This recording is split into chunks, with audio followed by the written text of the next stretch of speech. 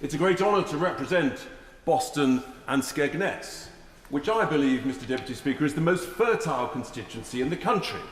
I refer, of course, to the productivity of the amazing agricultural farmlands in the constituency, where within, in the heart of it, is a fantastic family brewery, Bateman's Brewery, launched in 1874. And there's good beer indeed. And there's an amazing engineering, extraordinary feature of a lattice of ditches and dikes and drains and rivers and havens that ensure that productive farmland. And at the eastern end of this great constituency is sunny Skegness, where millions go for their holidays every year. The home of the first Butlins in 1936, where the fourth longest pier in the country was built in the late 1880s. This is an extraordinary town, absolutely remarkable. It also has the benefit of producing what I think is possibly the best value, the most delicious, and the greatest portions of ice cream, which I'm very partial to. If we then head west, back from Skegness, over the farmlands, we head to the historic market town of Boston, which has the tallest parish tower, known as the Stump, built over 500 years ago. Boston, a couple of hundred years ago, was the largest trading port outside of London. And of course, it was Bostonians in 1630 that left the Isle of Wight to go to North America, where they established, in Massachusetts, Boston. It is a remarkable constituency that I'm proud to represent. And I pay tribute to my predecessor, Mr. Matt Warman, who was the MP for 9 years, and whose particular legacy was in healthcare. We are building at the moment a £40 million accident and emergency facility. He played a role in that. He saved the children's unit from closing, and he had a significant role in the diagnostics care unit that is under construction. Great achievements. But there is a reason, Mr. Deputy Speaker, why I overturned the greatest, the most significant, the largest ever Conservative majority in the country. And that is that despite the slogan of Skegness, the jolly fisherman, my constituents actually are not feeling very jolly at the moment. Because 7 out of 10 of my constituents voted to leave the European Union. They trusted the previous government. They took them at their word. But they feel a sense of political betrayal in a number of areas. The first people who are not very jolly are indeed the fishermen themselves, who feel that various bureaucrats, the Environment Agency, Natural England, IFCA, are acting in a way as to try and suppress, destroy this great industry of ours for a seafaring nation, food producing, generating great revenues.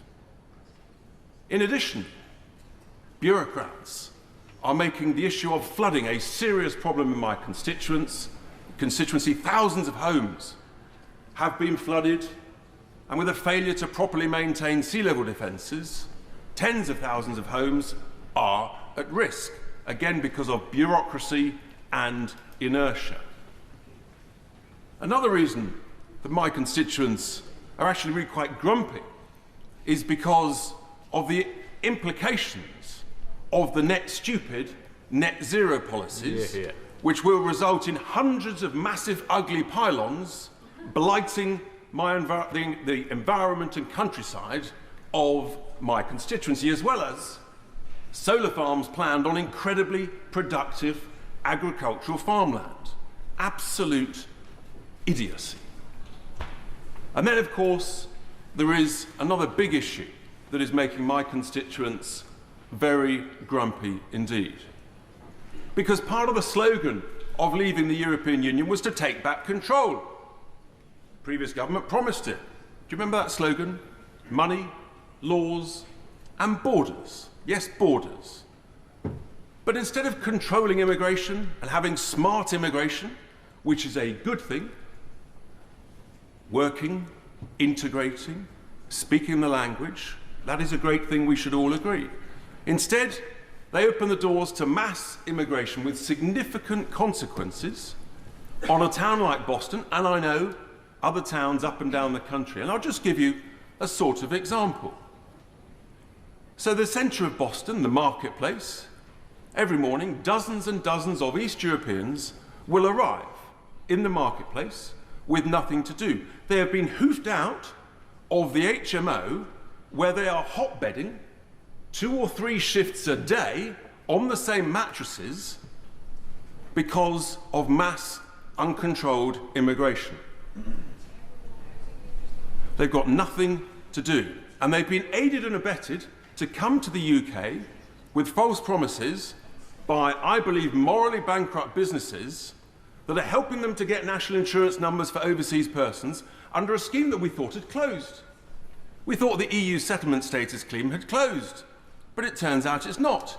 If you fib about how much time you've spent here before 2020, then you can still apply. So many are still arriving, and they're not integrating. They're not learning the language. And regrettably, it has an intimidating atmosphere in the centre of the town. And I know this goes on elsewhere. And the implication is most seriously felt by women who work in the town centre, who feel unsafe leaving their place of work, and constituents who don't want to go into the centre of this great market town at night because of fears that, frankly, it is not safe.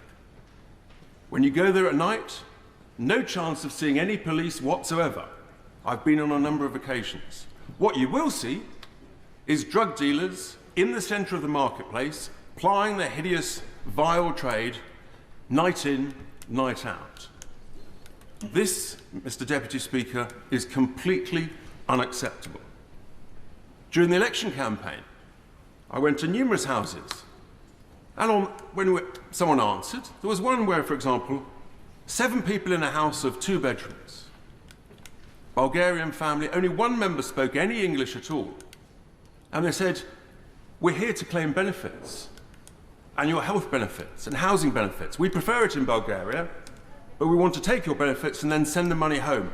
This, Mr. Deputy Speaker, is what is going on up and down the country, and it is completely unacceptable. I repeat, the muttering that you see, the truth hurts. In denial. The establishment don't want to talk about this, do they? They're denying it. But the truth is that during the maiden speeches, everybody just keeps very quiet, okay? It's whatever you think of what's been said, the maiden speech, keep quiet, okay?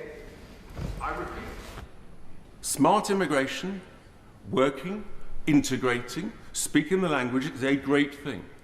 But there are serious consequences to uncontrolled mass immigration. My objectives as Member of Parliament for this great constituency, I want to attract more business, more investment. The great port of Boston needs to grow and expand. I want more infrastructure.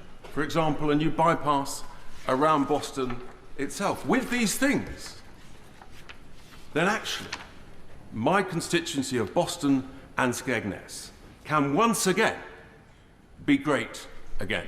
Thank you, Mr. Deputy Speaker.